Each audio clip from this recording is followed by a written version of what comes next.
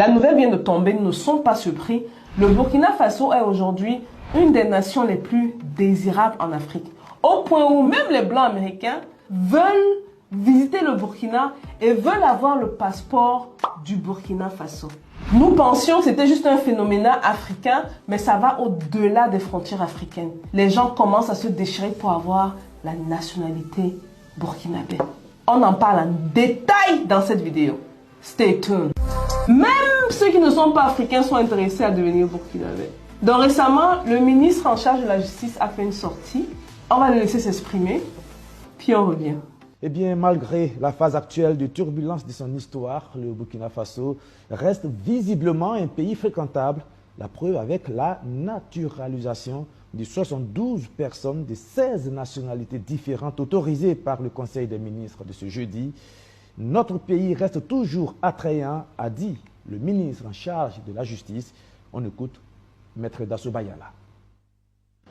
Le deuxième rapport était relatif à la naturalisation de 112 personnes qui ont fait la demande d'acquérir la nationalité burkinabé et qui sont de 16 nationalités différentes. Bien entendu, comme le prévoit la loi, le code des personnels de la famille, il y a deux modalités qui se scindent en plusieurs autres modalités pour acquérir la nationalité burkinabé. Il y a bien entendu l'attribution comme nationalité d'origine lorsque vous êtes né, par exemple, d'un père ou d'une mère burkinabé et que la nationalité burkinabé vous est octroyée en tant que nationalité d'origine.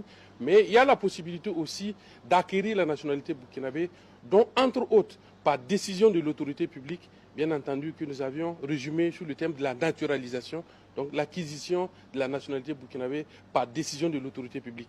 Bien entendu, les conditions sont décrites au niveau de l'article 158 à 163 du Code des personnels de la famille, qui sont des conditions d'une durée de résidence au Burkina Faso, d'être d'une bonne moralité et bien entendu de ne pas faire l'objet de condamnation pénale, ce qui assure l'autorité publique, bien entendu, de ce que la personne qui demande la nationalité burkinabé est d'une bonne moralité et pourra contribuer au développement du Burkina Faso. Donc ce qu'il faut dire, c'est que notre pays reste toujours attrayant parce que c'est, entre autres, la troisième fois à moins de 6 mois que nous venons avec des décrets de naturalisation de plusieurs personnes de nationalités différentes, ce qui prouve qu'aujourd'hui, le Burkina Faso est une des destinations, est une nationalité qui est convoitée. Comme le ministre disait, vous avez suivi, c'est la troisième fois seulement en 6 mois qu'ils ont donné la citoyenneté à des ressortissants de pays différents. Et on vous parle ici de 16 pays différents, les gars, c'est énorme. Ça montre à quel point le pays est attractif. Mais c'est surtout des données qu'on ne devrait pas négliger. En tant que personne en affaires, ça montre clairement que les gens sont prêts à aller aménager et vivre au Burkina Faso pour pouvoir encourager le régime présent. Maintenant, ça envoie aussi un message très fort par rapport à ce que les Africains recherchent en termes de la qualité de leader que les Africains veulent. Les Africains en ont marre et veulent voir leur pays avancer. L'image que le Burkina Faso est en train de façonner, c'est une image qui nous rend d'être fiers. Je connais beaucoup d'Africains ici, quand on leur demande « vous êtes d'où ?» Je ne dirais pas les pays d'où ils sont. Ils disent qu'ils sont du Burkina Faso. Et grâce à Ibrahim Traoré, tout le monde se renseigne et maintenant tout le monde connaît le Burkina Faso. Même ici à New York, vous serez surpris. Jusqu'à New York. Et je suis dans un cercle de personnes très fortunées. Les Blancs, les Noirs, les Asiatiques. Ils vont vous dire qu'ils connaissent le Burkina Faso grâce à Ibrahim Traoré. C'est un homme qui se fait respecter naturellement par les Africains et même les non-africains. Pourquoi? La prise de décision, la qualité des décisions qu'il prend. C'est quelqu'un qui a décidé de ne pas prendre un salaire de président. Il continue à toucher son salaire de capitaine, les gars. C'est quelqu'un qui a mis devant le peuple. C'est quelqu'un qui met les intérêts de la nation devant. La dernière fois que ça arrive dans les pays francophones, on compte à peine le nombre de pays francophones qui arrivent à suivre ce motto. C'est rare. Mais ça montre également à quel point les Africains, la population veut le changement. C'est très fort. Donc, un peu pour entrer dans la partie citoyenneté, il faut comprendre qu'il y a deux manières d'obtenir la citoyenneté. Au pied de répéter ce que le ministre a dit, il y a bien sûr la naturalisation, c'est-à-dire vous êtes né de parents burkinabés, Même si vous avez fait des enfants à l'extérieur, je pense que le Burkina Faso autorise la double citoyenneté. Tant mieux, profitez-en. Les enfants peuvent avoir la citoyenneté burkinabé. Maintenant, par rapport à si vous êtes marié en burkinabé, normalement, ça devrait se faire.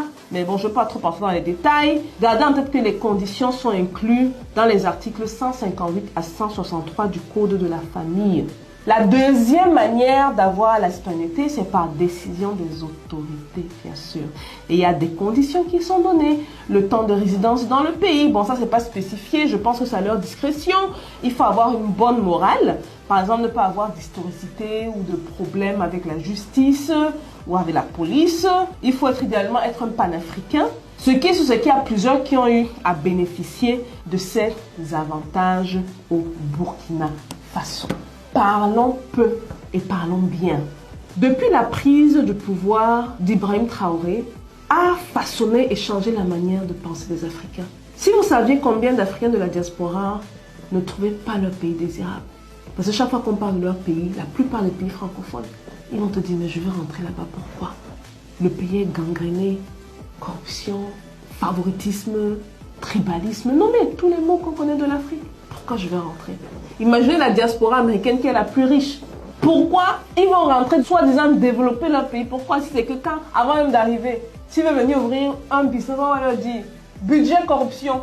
J'ai parlé de ça ici en 2020, on n'a pas dit quoi sur moi sur les réseaux sociaux. Elle parle de quoi? Budget corruption, elle parle de quoi? Et heureusement qu'il y a des personnes en business qui ont l'expérience, qui sont venues dire que mais la petite, elle sait exactement de quoi elle parle.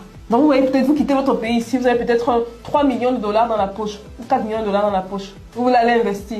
Oh, vous avez beaucoup d'argent. Mais sur le truc là, vous savez comment ça se passe. Mettez même un 20% à côté. Pour nous, des gens qui ne maîtrisent rien au business. L'argent que tu as travaillé dur.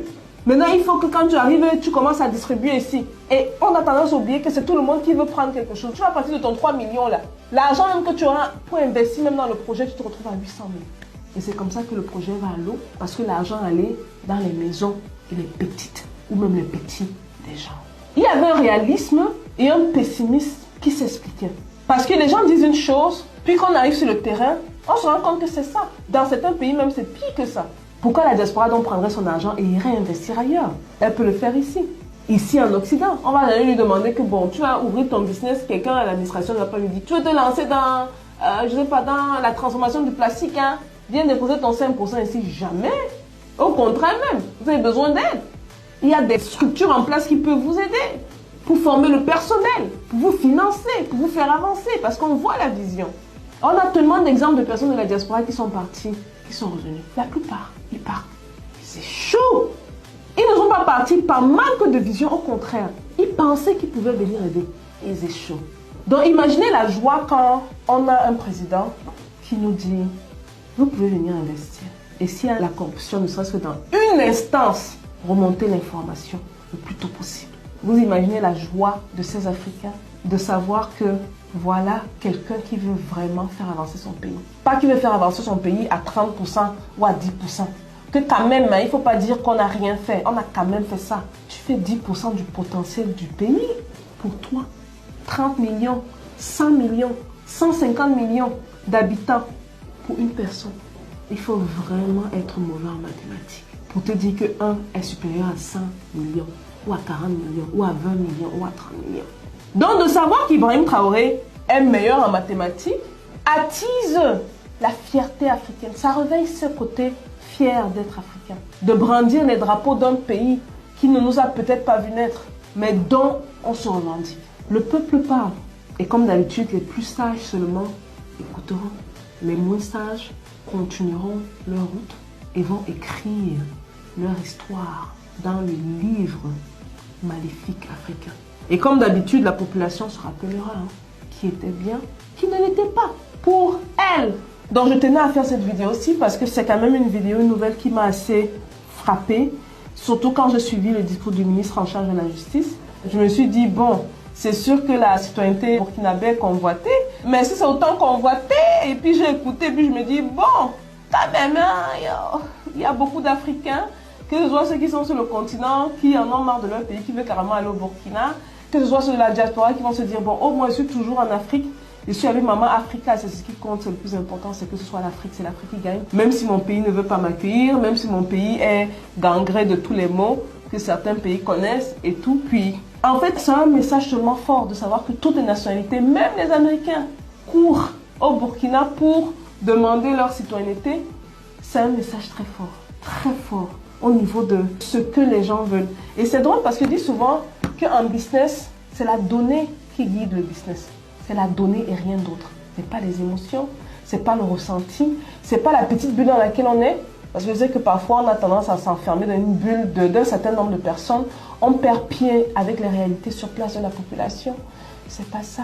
C'est pas ça qui fait la différence. Et je pense que la donnée ici est très claire. La donnée est que les Africains veulent des élites conscientes. Les Africains veulent des élites visionnaires. Les Africains veulent des élites qui arrêtent de penser à elles. Des élites qui pensent à la masse pour une fois. Et ce qui se passe, c'est qu'à l'ère digitale où on est, les choses sont accélérées. Il n'est plus ici question de dire que bon, tu vas t'asseoir quelque part, tu vas manger tout l'argent, ou tu vas faire la corruption. La vérité est en train de sortir petit à petit. Donc soyons du bon côté de l'équation. Voilà les gars, dis-moi ce que vous pensez de la vidéo. Est-ce que vous serez prêts à aller demander la citoyenneté burkinabé? Pour les investisseurs, les entrepreneurs de la chaîne, est-ce que vous serez prêts justement à aller investir au Burkina Faso? Dites-moi tout dans les commentaires. Peace.